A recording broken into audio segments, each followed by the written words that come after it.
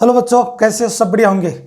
आज बात करते हैं चैप्टर का, थोड़ा सा चैप्टर रह गया उसके बारे में, अल्टरनेटिव करंट के कुछ टॉपिक रह गए थे।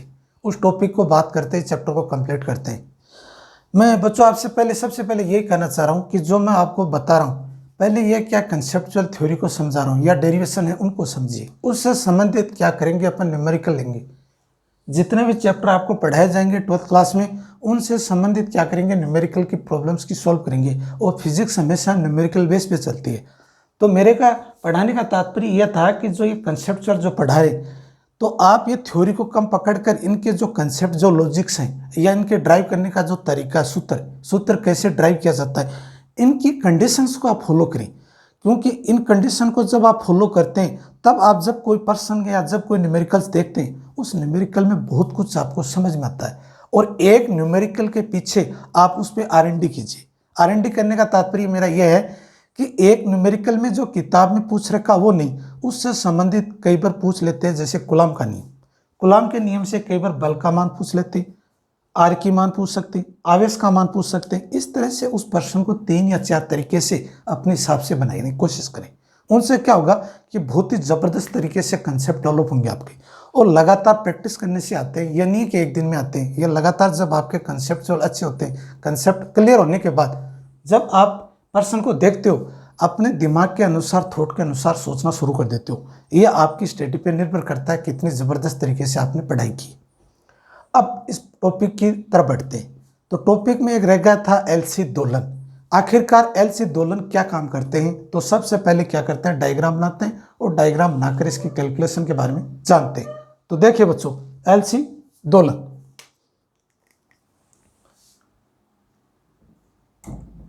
एलसी दोलन। तो सबसे पहले क्या करते हैं बच्चों, डायग्राम बनाते हैं। यहां से क्या करते हैं अपन, एक संधारित्र जोड़ देते हैं।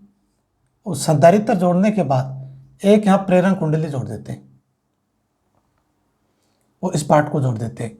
और ये पार्ट संधारित्र है, ये पॉजिटिव चार्ज है। और ये क्या हो जाएगा बच्चों, नेगेटिव चार्ज। और ये प्रेरण कुंडली एल है और ये संधारित्र सी है। अब एल से दोलन कैसे काम करते हैं, ध्यान से देखिए। संधारित्र सी में संचित ऊर्जा और प्रेरक कुंडली में संचित चुंबकीय प्रेरण के कारण जो दोलन उत्पन्न होते हैं उसको बोलते हैं एलसी दोलन। तो अब इसकी परिभाषा जब बनाए, परिभाषा तो कैसे बनाए, देखिए बच्चों। परिभाषा बनाए, संधारित्र में संचित ऊर्जा,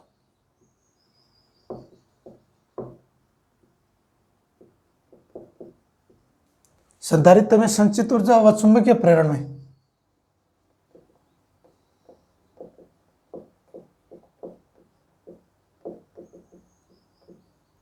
संचित चुंबकीय।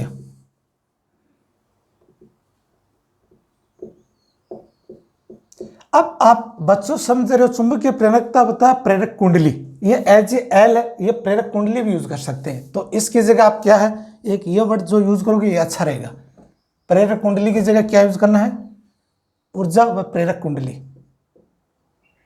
प्रेरक या प्रेरण कुंडली, वो भी आपकी मर्जी है, प्रेरक कर दीजिए। संचित चुंबकीय प्रेरण के कारण, परिवर्तन के कारण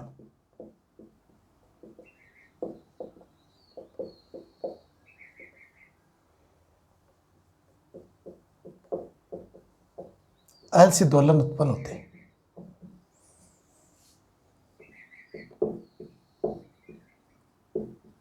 ठीक है बच्चों, तो संधारित्र में संचित ऊर्जा का मतलब हो गया, ये संधारित्र है, इसमें ऊर्जा, तो संधारित्र में स्थितिज ऊर्जा लिख सकते हो, या संधारित्र में विद्युत ऊर्जा, संधारित्र में विद्युत ऊर्जा ये हो जाएगी बच्चों, क्या हो जाएगी, क्यू स्क्वायर इंटू 2c। संधारित्र का चैप्टर आपने पढ़ा, चैप्टर नंबर 4, जो जिसमें कह रखा है संधारित्र में विद्युत ऊर्जा है, वो क्या हो जाएगी, 1/2 CV स्क्वायर, 1/2 QV, या 1/2 Q स्क्वायर अपॉन 2c। इस तरह से सूत्र है। तो ये तो होगा संधारित्र।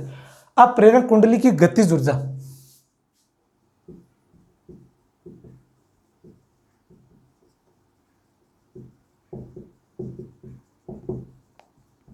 गतिज ऊर्जा क्या हो जाएगी बच्चों, 1/2 mv स्क्वायर, mv की जगह क्या जाएगा एल आई स्क्वायर, एल प्रेरक कुंडली, आई इसमें धारा प्रवाहित हो रही है।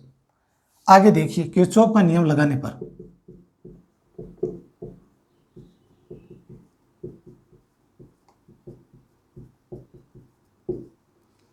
किरचॉफ का नियम लगाने पर तो क्या हो जाएगा बच्चों, Q/C minus L D I upon D T equal to 0।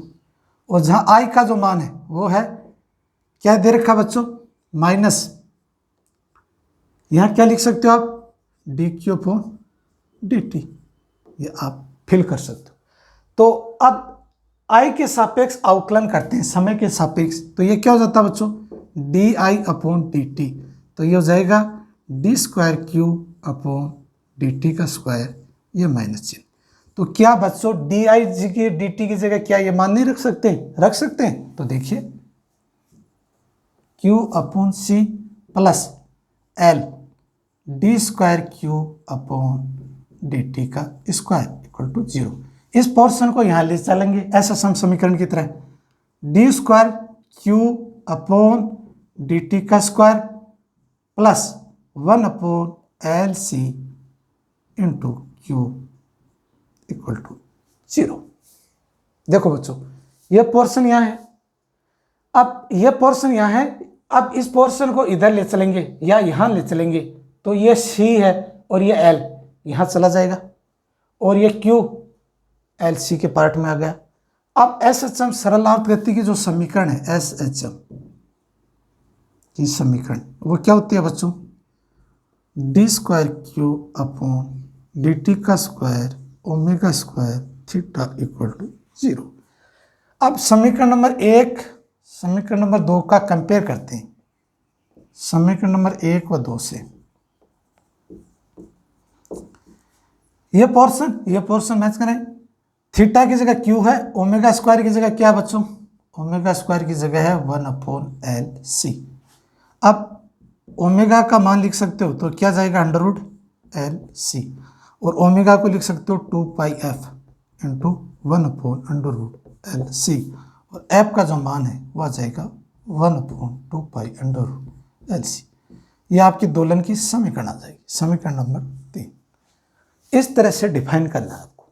अब आपके पास जब न्यूमेरिकल आए ना, मेन मतलब ये नहीं है कि आप थ्योरी कैसे लिखते हो, मेन मतलब है कि ये ड्राइव करने की कंडीशन किन किन कंडीशन से गुजरी है, उसी के तदनुसार लॉजिक पकड़कर जब आप न्यूमेरिकल आ जाए एल से दोलन की, तो आप इस कंडीशन को फॉलो करके आप उस न्यूमेरिकल को सॉल्व करने की कोशिश करना, तब कुछ हद तक आपके कंसेप्ट क्लियर हो जाएंगे। तो अब इन्होंने देखो एक बंद लूप है, इनमें एक में संधारित्र लगा हुआ, एक प्रेरक कुंडली लगी हुई है, दोनों समांतर है, इनमें संचित ऊर्जा उत्पन्न होगी, इसमें है चुंबकीय प्रेरण कुंडली में होंगी, इन परिवर्तन के कारण दोलन उत्पन्न होते हैं, इसी को बोलते हैं एलसी दोलन। इसमें से तो ऊर्जा होती है विद्युत ऊर्जा, और इसमें होती है गतिज ऊर्जा, ये गतिज ऊर्जा, परिवर्तन होता है ना, गति में जो परिवर्तन होता है दोलन में तो ऊर्जा उत्पन्न होती है, वो क्या हो जाएगी गतिज ऊर्जा। ये आपके पास किरचॉफ का नियम है, बंद लूप है, बंद लूप में वोल्टा का नियम लगाते हैं, तो सी के लिए तो लगा दिया Q/C, और प्रेरक कुंडली का होता है प्रेरित विद्युत वाहक बल, जो आपने देखा होगा बच्चों फाई बराबर -LdI/dt, ये आपने यूज कर लिया। अब कह रहा है कि I का मान है वो dQ/dt है, तो dI/dt के सापेक्ष क्या करेंगे, अवकलन कर लेंगे, अवकलन का जो मान है वो आपने यहाँ रख दिया। अब SHM समीकरण के अनुसार समीकरण को डिफाइन करेंगे। SHM की समीकरण ये कहती है d²Q/dt plus omega square theta बराबर 0। ओमेगा की स्क्वायर की जगह ये मान है, ये मान अपन ले लेते हैं, इस मान को कंपेयर करते हैं तो ये ओमेगा स्क्वायर है, अब ओमेगा पे अंडर रूट करेंगे तो अंडर रूट आ जाएगा एलसी पे, और ओमेगा के जो आवृत्ति है वो 2πf, या ओमेगा का अन्य मात्रक ये भी होता है 2π × t या 2πf, ये आपका मान हो गया। इसकी जगह क्या रख सकते हैं 2πf, 2 को नीचे भेज देंगे, ये आपकी एलसी दोलन की समीकरण हो जाएगी, दोलन के समीकरण। ये लगभग बच्चों समझ में आ गया होगा। अब आगे टॉपिक की तरफ बढ़ते हैं, एक बार आप इसे अच्छी तरीके से देख लीजिए।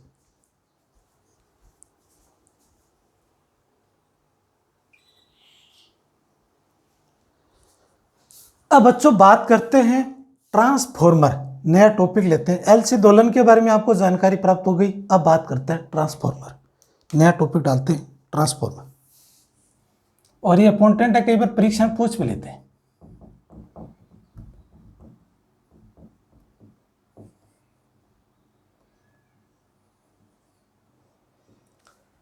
ट्रांसफॉर्मर होता क्या है, पहले थोड़ा सा बेसिक जानिए। ट्रांसफॉर्मर क्या करता है, यह वोल्टता के मान को कम व ज्यादा करता है।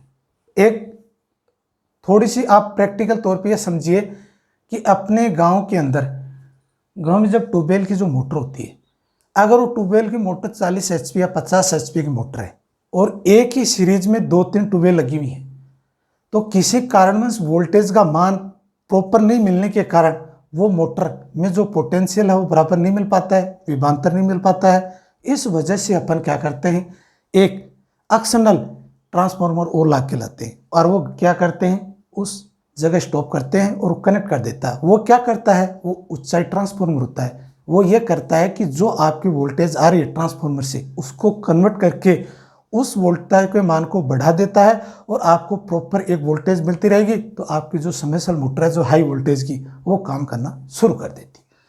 तो ये प्रकार होते हैं। आजकल क्या है, 10 HP या 15 HP की जितने भी जो मोटर हैं उतने में ये काम निकल जाता है। तो वहाँ ट्रांसफार्मर की जरूरत नहीं पड़ती है। ट्रांसफार्मर की वहाँ जरूरत पड़ती है जो हैवी मोटर होती है, 100 HP, 60 HP, 80 HP, 50 HP। वहाँ ट्रांसफार्मर की जरूरत पड़ती है, क्योंकि लोड है, जो पोटेंशियल, जो विभवांतर है, वो प्रॉपर नहीं मिलने की वजह से वो मोटर काम नहीं करती है या चलती नहीं। इस वजह से क्या करते हैं, वहाँ ट्रांसफार्मर का होना बहुत जरूरी है। और ट्रांसफार्मर काम कैसे करता है फिजिक्स की देन के अनुसार, तो चर्चा करते हैं। देखिए, सबसे पहले अपन बनाते हैं डायग्राम। तो ट्रांसफार्मर को जब बनाते हो ना, तो तांबे की पत्तियां लगी होती हैं, एक के ऊपर एक के ऊपर एक, नरम लोहे की क्रोड की पत्तियां लगी होती हैं। अच्छा लोहा लगा होता है इसमें, तो ध्यान से देखो, इस तरह से मार्क देखो, ये एक क्रोड है, एक पत्ती, इस तरह से ध्यान से देखो बच्चों। एक पत्ती क्या करते हैं, एक और लेप करके लगा देते हैं, दो, एक पत्ती और लगाते हैं इसके ऊपर, नरम लोहे की क्रोड है, एक पत्ती और लगा देते हैं इस पर, तो नरम लोहे की क्रोड की पत्ती है। इस प्राथमिक कुंडली में फेरों की संख्या, विद्युत रोधी तांबे के तार लपेट देते हैं, इधर यहां तार लपेट देते हैं,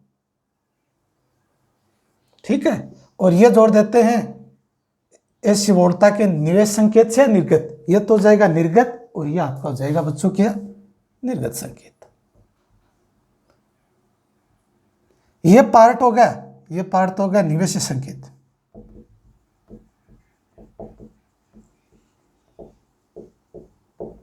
और ये पार्ट हो जाएगा निर्गत संकेत।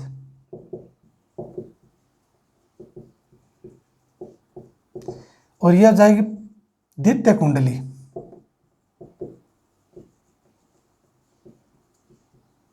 और ये हो जाएगी बच्चों प्राथमिक कुंडली।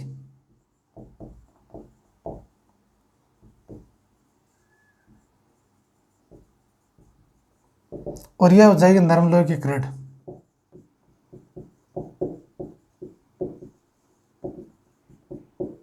ठीक है, तो आपने किया क्या, तांबे की नरम लोहे की क्रोड है, उनके ऊपर एक पत्ती के ऊपर दूसरी, दूसरी के ऊपर तीसरी, इस तरह से पत्ती लगाकर इसके विद्युत रोधी तांबे के तार लपेट दिए, जिनमें दो कुंडली हैं, एक प्राथमिक कुंडली, एक द्वितीय कुंडली। प्राथमिक कुंडली को आपने जोड़ दिया निवेशी संकेत से, और द्वितीय कुंडली जो आप बोलते हो सेकेंडरी कुंडली, वो जोड़ दिया आपने निर्गत। निवेशी का मतलब धारा लेगा, और निर्गत का मतलब आपको वोल्टता प्रदान करेगा। तो ट्रांसफॉर्मर का मोस्टली यूज क्या करते हैं, वोल्टता को परिवर्तन करने की युक्ति है, यह वोल्टेज के मान में परिवर्तन करती है। कुल मिला के इसका जो मेन उद्देश्य है वो है वोल्टता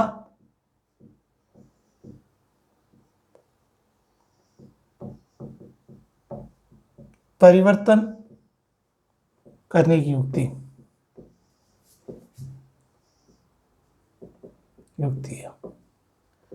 इसका सिद्धांत क्या होता है बच्चों, ये किस सिद्धांत पे काम करती है, ये अन्योन्य प्रेरण सिद्धांत पे क्या करती है। अन्योन्य प्रेरण एक चैप्टर है, इलेक्ट्रोमैग्नेटिक वेव, विद्युत चुंबकीय प्रेरण। अन्योन्य प्रेरण, स्वप्रेरक गुणांक, उसके बारे में जब चर्चा करेंगे तो बहुत कुछ आपको सीखने को मिलेगा। बट आपको यहाँ ये समझना है कि ये सिद्धांत है वो अन्योन्य प्रेरण सिद्धांत पे काम करता है।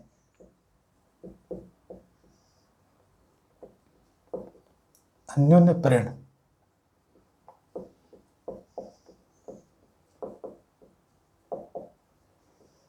सिद्धांत पर कार्य करता है। अब क्रियाविधि, तो क्रियाविधि तो बच्चों आप ध्यान से सुन लीजिए। क्रियाविधि तो क्या है, जैसे कोई डायग्राम नजर आता है, उस डायग्राम की जो बनावट, उसकी आर्किटेक्चर, उसकी डिजाइन, उसी के बारे में एक्सप्लेन करना होता है। तो जैसे सबसे पहले अपन क्या करते हैं, डायग्राम पे नजर डालते हैं। माना कि नरम लोहे की क्रोड की पत्तियां लगी होती हैं एक के ऊपर एक, जिनमें दो कुंडलियां लगी होती हैं, प्राथमिक व द्वितीयक। प्राथमिक कुंडली वो जुड़ी होती है निवेशी संकेत से, और द्वितीय कुंडली जुड़ी होती है निर्गत संकेत में। प्राथमिक कुंडली में फेरों की संख्या है NP, और सेकेंडरी कुंडली में फेरों की संख्या क्या बच्चों, NS। इस प्रकार से क्या ज्ञात करते हैं, देखो प्राथमिक कुंडली में प्रेरित विद्युत भाग बल फैराडे के नियम के अनुसार, फैराडे के नियम के अनुसार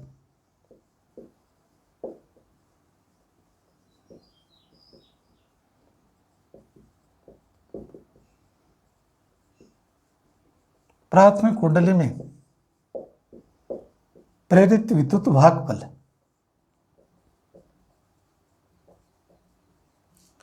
यह हो जाएगा बच्चों EP।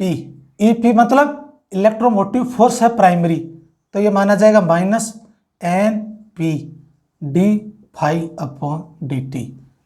तो यह तो आपका होगा चुंबकीय फ्लक्स में परिवर्तन, यह प्राथमिक कुंडली, और यह ऋणात्मक मान उसी का विरोध करती है लेंज के नियम के अनुसार।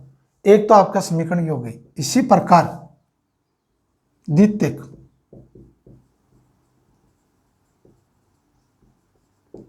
कुंडली में प्रेरित विद्युत भाग बल, तो यहां लीजिए बच्चों ES बराबर -NS d∅/dt। अब समीकरण नंबर 1 व 2 की तुलना करेंगे। यह तो होगा सेकेंडरी, यह होगा प्राइमरी, और इनमें परिवर्तन होता है फ्लक्स में, चुंबकीय फ्लक्स में जो परिवर्तन होता है। प्राथमिक कुंडली में घेरों की संख्या है NP NS है प्राथमिक कुंडली, और द्वितीय कुंडली में फेरों की संख्या, और d∅/dt क्या है, यह चुंबकीय फ्लक्स में परिवर्तन है। तो E क्या है, विद्युत वाहक बल है, प्रेरित विद्युत वाहक बल है। तो समीकरण नंबर 1 व 2 की तुलना करने पर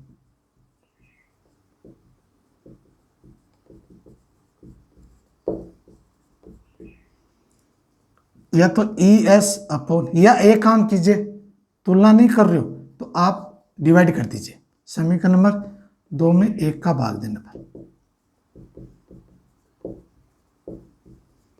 तो ES में से EP का मान भाग देंगे, तो ये क्या जाएगा बच्चों, ध्यान से देखो, NS × NP, ये पार्ट बच जाएगा, और बाकी का पार्ट कैंसिल हो जाएगा।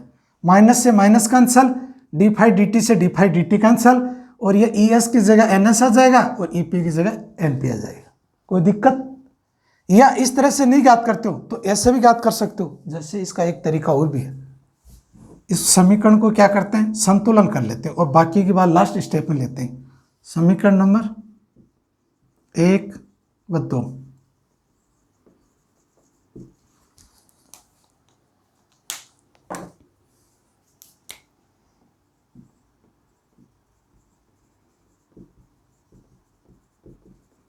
तुलना करने पर करो बच्चों, क्या है, ES क्या है, -NS d∅/dt, तो आप कैंसिल कर दीजिए, तो क्या बचेगा यहां बच्चों, ध्यान से देखिए, -NS d∅/dt, और यहाँ EP -NP d∅/dt। ये पार्ट हो गया आपका समीकरण नंबर 3। अब इसमें या तो डिवाइड कर दीजिए, तो डिवाइड करोगे तो क्या है, प्राथमिक कुंडली को ऊपर हो तो प्राथमिक ले सकते हो आप। एक ये जो समीकरण है इसको अलग अलग मान लीजिए, ये समीकरण 3 है, ये समीकरण नंबर 4 है। या तो 4 में 3 का भाग दे दीजिए, या 3 में 4 का भाग दे दीजिए। तो 3 में 4 का भाग देते हैं, क्या मान आता है चेक करते हैं बच्चों। देखो ES EP बराबर -NS d∅/dt -NP d∅/dt। dt, minus से माइनस कैंसिल, d5 से d5 कैंसिल, dt से dt कैंसिल। तो ये पार्ट आज का बच जाएगा, क्या बच जाएगा, E S upon E P into N S into I P. ये आपका समीकरण नंबर 5 हो जाएगी। जैसे भी है आपके दिमाग के अनुसार, जैसे आप लॉजिक क्रिएट करते हो वैसे आप डेरिवेशन को बना सकते हो। जरूरी नहीं है कि जो टीचर बताए वैसे चलो, वैसा कुछ नहीं। बट आपको शैली सीखनी है कि आखिरकार ये काम कैसे करता है, इनका मेन उद्देश्य क्या है, मेन मैटर यही रखते हैं। ये नहीं है कि आपको जो सर बता रहे उसी हिसाब से चलना, ऐसा कुछ भी नहीं। मेन मोटो ये है कि आपका लॉजिक क्लियर हो जाए कि आखिरकार ट्रांसफॉर्मर की डिजाइन कैसे होती है, काम किस चीज़ को करता है, सिद्धांत इसका क्या है, क्रियाविधि क्या है, कैसे ये काम करता है, कैसे इसके सूत्र को ड्राइव करते हैं। अब बात करते हैं ट्रांसफॉर्मर के प्रकार। ये उम्मीद करता हूं कि आपको बच्चों समझ में आ गया होगा। और ट्रांसफॉर्मर के प्रकार के बारे में चर्चा करते हैं तो ट्रांसफॉर्मर के 2 प्रकार होते हैं, एक ऊंचाई ट्रांसफॉर्मर, एक अपसाई ट्रांसफॉर्मर। इनके डिफरेंशियल चेक करते हैं। यहाँ डिफरेंशियल चेक करने के बाद थोड़ा सा अच्छे से समझते हैं। मैं इस पार्ट को थोड़ा सा मिटा रहा हूँ यहाँ से। आपको ये पहले पता चल जाएगा कि ट्रांसफॉर्मर का नाम आते ही आपको पहले ये पता चलना चाहिए वोल्टता को परिवर्तन करने की युक्ति है। दूसरा, ये सिद्धांत है अन्योन्य प्रेरणा सिद्धांत पे काम करता है। क्रियाविधि ऐसे ज्ञात करो कि नरम लोहे की करोड़ के ऊपर विद्युत रोधी तांबे के तार लपेटे होते हैं। जो प्राथमिक कुंडली है वो निवेशी संकेत से जुड़ते हैं और द्वितीय कुंडली है वो निर्गत संकेत से जुड़ते हैं। प्राथमिक कुंडली में फेरों की संख्या ns है, द्वितीय कुंडली में फेरों की संख्या ns है। फैराडे के नियम के अनुसार प्राथमिक कुंडली में प्रेरित विद्युत वाहक बल EP बराबर माइनस NP d5/dt, द्वितीय कुंडली में प्रेरित विद्युत वाहक बल ES बराबर माइनस NS d5/dt। इनको 1 व 2 को तुलना करेंगे या 1 में 2 का जब भाग देंगे तो ये आपके पास संतुलित समीकरण आ जाएगी।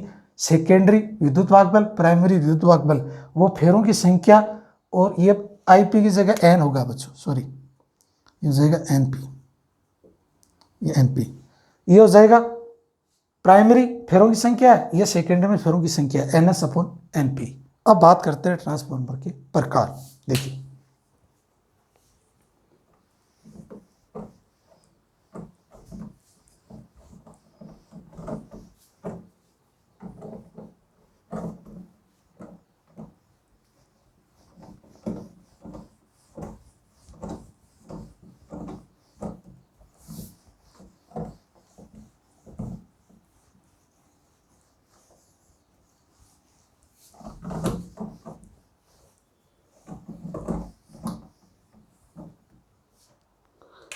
ट्रांसफॉर्मर के प्रकार नए हेडिंग डालते हैं।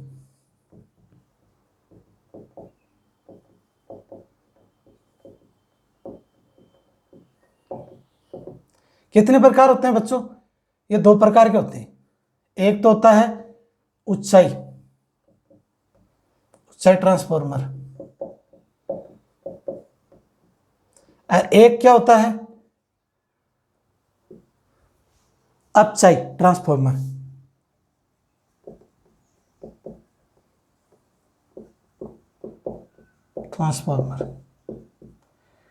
ऊंचाई ट्रांसफॉर्मर का मतलब होता है कि निम्न वोल्टता से उच्च वोल्टता में परिवर्तन करना। मेन मुख्य उद्देश्य क्या होता है बच्चों इसका? निम्न वोल्टता उच्च वोल्टता में परिवर्तन करना।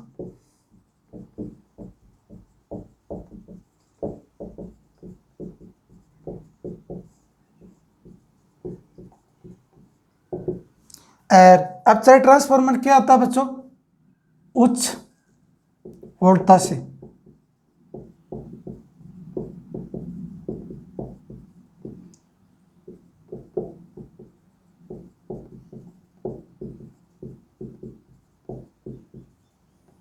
परिवर्तन कर देना।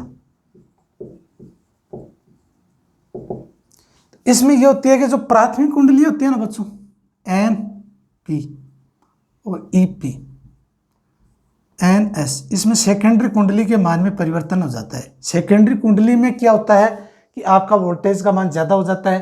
अब बात करते हैं यहाँ क्या हो जाएगा बच्चों, ध्यान से देखो, NP, यहाँ से जाएगा NS, और यहाँ क्या हो जाएगा EP, और यहाँ क्या हो जाएगा ES कर दीजिए बच्चे। इसमें क्या हो जाएगा, प्राइमरी कुंडली और प्राथमिक कुंडली और प्राइमरी विद्युत वाहक बल ज्यादा हो जाएंगे। आया समझ में? ट्रांसफार्मर के दो प्रकार होते हैं, एक होता है ऊंचाई, एक होता है अपचाई। ऊंचाई ट्रांसफार्मर वो होते हैं जो निम्न वोल्टता को उच्च वोल्टता में परिवर्तन कर देते हैं, और अपचाई ट्रांसफार्मर वो होते हैं जो उच्च वोल्टता को निम्न वोल्टता में परिवर्तन करते हैं। निम्न वोल्टता का मतलब जो आपने डायग्राम पहले देखा कि प्राथमिक कुंडली में जो फेरों की संख्या वो द्वितीय कुंडली में फेरों की संख्या ज्यादा होगी। कहने का मतलब इस प्राथमिक कुंडली है, इसमें फेरों की संख्या है तो इसमें तुलना में द्वितीय कुंडली में फेरों की संख्या ज्यादा होगी। ये प्राइमरी है, ये सेकेंडरी। इसमें क्या होगा बच्चों, ध्यान से देखो, ये सेकेंडरी कुंडली है और ये प्राइमरी कुंडली में ज़्यादा होगी, ये ज़्यादा है, इस सेकेंडरी कुंडली में ज़्यादा है। तो कहने का तात्पर्य यह है कि इनमें सेकेंडरी कुंडली में क्या है, ऊंचाई ट्रांसफार्मर में मान वोल्टता का मान ज़्यादा होता है, इसमें प्राथमिक कुंडली में वोल्टता का मान ज़्यादा होता है। इस तरह से आदर्श समीकरण जब ज्ञात करते हैं ट्रांसफार्मर की तो क्या होती है,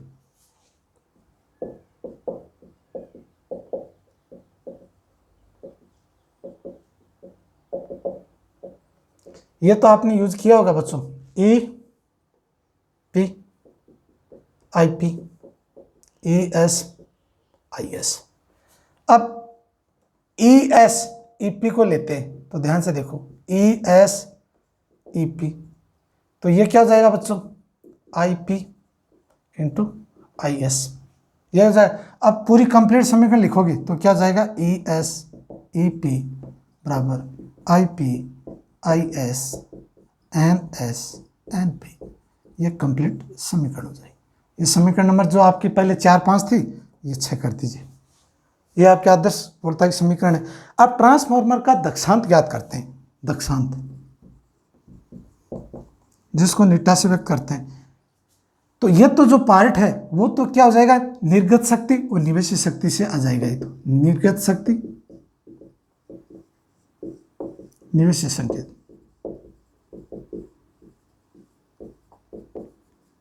ये पार्ट तो यहां से आ जाएगा। दक्षांत होता है निर्गत शक्ति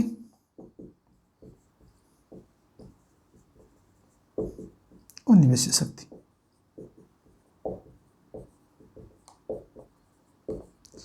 दक्षांत का होता है कि कुछ ऊर्जाओं का ह्रास हो जाता है। अब ट्रांसफार्मर में क्या होता है बच्चों, ध्यान से देखिए कि प्रॉपर एग्जाम्पल के तौर पे समझिए कि ट्रांसफार्मर में 100 वोल्टेज विभवांतर उत्पन्न हो रहा है, तो वो जो ट्रांसफार्मर अच्छे से अच्छा ट्रांसफार्मर है जो वो आउटपुट के तौर में 95 या 96 के अप्रोक्सीमेटली वोल्टेज प्रदान करता है, इससे ज़्यादा नहीं प्रदान करता है। क्योंकि जब उसमें चुंबकीय फ्लक्स में जब परिवर्तन होंगे फैराडे के नियम के अनुसार, तो उसके मान में क्या है, चिन्हकारियों के रूप में या कन्वर्ट के रूप में वो ऊष्माओं का ह्रास हो जाता है 5 या 6%। इस वजह से आदर्श ट्रांसफार्मर का जितना भी जो निर्गत वोल्टता है वो 95 या 96 वोल्टेज प्रदान करता है, 100 आउट ऑफ 100 प्रदान नहीं कर पाता है ट्रांसफार्मर। अगर आपने निवेशी 100 वोल्टेज दे रहे हो, आप चाह रहे हो 100 आउटपुट मिले, ऐसा नहीं होता है। कुछ उसमें ऊष्माओं का ह्रास हो जाता है, हानि हो जाती है चिन्हकारी के रूप में, या वे हो जाता है, या जब कन्वर्ट होते हैं वोल्टेज में तब उनकी ऊर्जा का ह्रास हो जाता है। इस वजह से आदर्श ट्रांसफार्मर का जो ऊष्मा के रूप में हानि हो जाती है, तो ये आदर्श ट्रांसफार्मर है। तो ये निर्गत शक्ति और निवेशी अगर 100 है तो निर्गत 95 के आसपास होगी। अब बात करेंगे ट्रांसफार्मर की हानियां, कितने प्रकार से हानियां होती हैं, इसको कम करने के क्या उपाय है, वो अभी जस्ट चर्चा करते हैं इसके बारे में। देखिए बच्चों,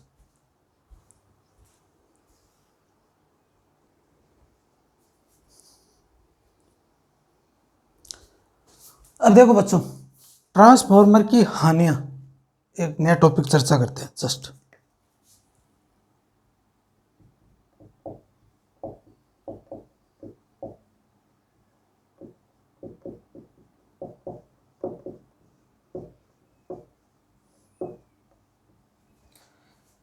एक तो है ताम्रहानि,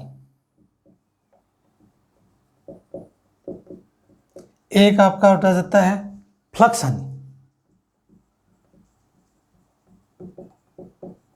और एक पार्ट हो जाता है आपके भंवर धाराएं।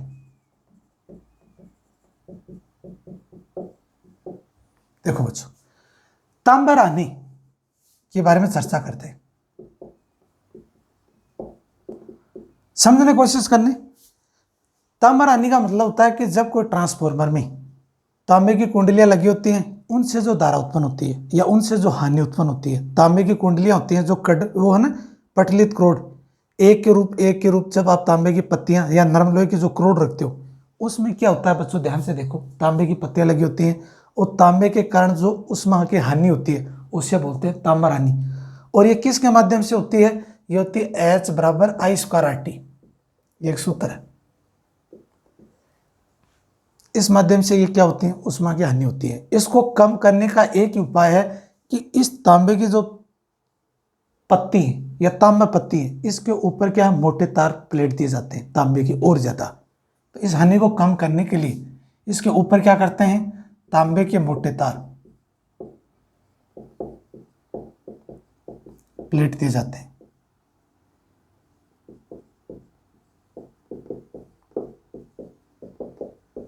इससे क्या होता है, हानि में कमी आ जाती है। तो लॉजिक अगर यह है, अगर आपसे पूछ लिया जाए ट्रांसफार्मर की कोई 2 हानि लिखिए, कोई 3 हानि लिखिए, तो फर्स्ट लिखिए तांबा हानि। ट्रांसफार्मर में तांबे की कुंडली या तांबे के पात्र के रूप में या तांबे की जो पत्तियों में जो हानि होती है उसे तांबा हानि कहते हैं। और यह उष्मा के रूप में यह होती है, जो उष्मा की जो समीकरण हीट वो होती है I²RT के रूप में होती है। इसको कम करने के लिए तांबे की कुंडलियों के ऊपर मोटे तार, तांबे के तार लपेट दिए जाते हैं, इससे कम हो जाती है। एक होती है फ्लक्स। फ्लक्स तो आपने देखा होगा, प्राथमिक कुंडली में प्रेरित विद्युत का जो चुंबकीय फ्लक्स याद करते हो, और द्वितीय कुंडली में यह चुंबकीय फ्लक्स है तो यहां बी लिख सकते हैं, यहां B2। यह कह रहा है कि ये और ये फ्लक्स आपस में जब तक बराबर नहीं है, प्राथमिक कुंडली में चुंबकीय फ्लक्स और द्वितीय कुंडली में चुंबकीय फ्लक्स अगर आपस में बराबर नहीं होते तो ये फ्लक्स के रूप में हानि होती है। इसको कम करने के लिए क्या करते हैं, इन प्लेटों को एक दूसरे के ऊपर लपेट देते या ऊपर चढ़ा देते, तो इससे क्या होती है, इनमें हानियां फ्लक्स के रूप में कम हो जाती है। आया समझ में? कहने का तात्पर्य यह है, प्राथमिक कुंडली में चुंबकीय फ्लक्स और द्वितीय कुंडली में चुंबकीय फ्लक्स जब आपस में बराबर नहीं होते हैं तब एक क्रोड को या दूसरे क्रोड के ऊपर लपेट दिया जाता है, या आप कर दे एक पटलित को दूसरे पटलित के ऊपर रख देने से क्या हो जाता है, इनमें क्या होती है, फ्लक्स के मान में हानि कम होती है। एक आती है भंवर धाराएं। भंवर धाराएं कब होती हैं कि जब नरम लोहे की जो क्रोड होती हैं उनमें चुंबकीय क्षेत्र आरोपित करते हैं तो उनसे जो धारा बनती है वो धारा कौन सी धारा होगी, भंवर धाराएं। और जो ये भंवर धाराएं होती हैं ये क्या काम करती हैं, ये भंवर धाराएं ये काम करती हैं कि जब भी कोई चुंबकीय फ्लक्स में परिवर्तन होता है,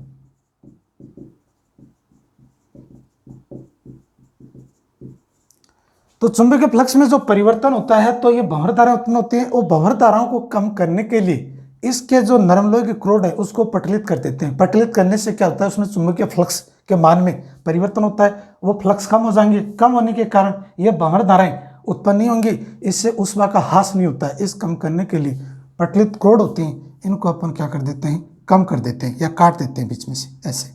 तो इसमें से क्या है, चुंबकीय फ्लक्स आसानी से गुजर जाए, जिससे क्या है, उष्मा के रूप में हानि ना हो। इस पार्ट को अपन बोलते हैं भंवर धाराएं। तो यह अगर आपसे पूछ लिया ट्रांसफार्मर की हानियां, तो आप इस तरह से बता सकते हो। तांबा हानि, जो तांबे के कारण हानि होती है उसे तांबा हानि कहते हैं। फ्लक्स हानि, जो फ्लक्स में परिवर्तन के कारण जो हानि होती है उसे फ्लक्स हानि। और भंवर धाराएं होती हैं जो चुंबकीय क्षेत्र आरोपित करने के कारण जो विद्युत क्षेत्र उत्पन्न होती है उसे भंवर धाराएं कहते हैं। इसको कम करने के लिए नरम लोहे की क्रोड को पटलित कर दिया जाता है। यह आपका पार्ट हो गया ट्रांसफार्मर की हानियां। ऐसी वीडियो को यहीं कंप्लीट करते हैं। वीडियो बच्चों आपको समझ में आया तो इस वीडियो को लाइक, शेयर और कमेंट कीजिए, और जो भी साइंस के बच्चे हैं उसको शेयर कीजिए। अगर कोई चीज़ अगर आपको डाउट्स रह जाती है चैप्टर से, कमेंट्स के माध्यम पूछ सकते हो। मैंने कंसेप्चुअल बताने की कोशिश की, और थोड़ी बहुत आप किताब की टेक्स्ट बुक है उसको पढ़ कर आप अच्छे से समझ सकते हो। अब आपको एक नए वीडियो के साथ नया चैप्टर शुरू करेंगे, तब चर्चा करेंगे नए वीडियो लिए। तब तक हमारे को इजाज़त दीजिए, आपको भी इजाज़त देते हैं। थैंक यू, और पढ़ते रहिए।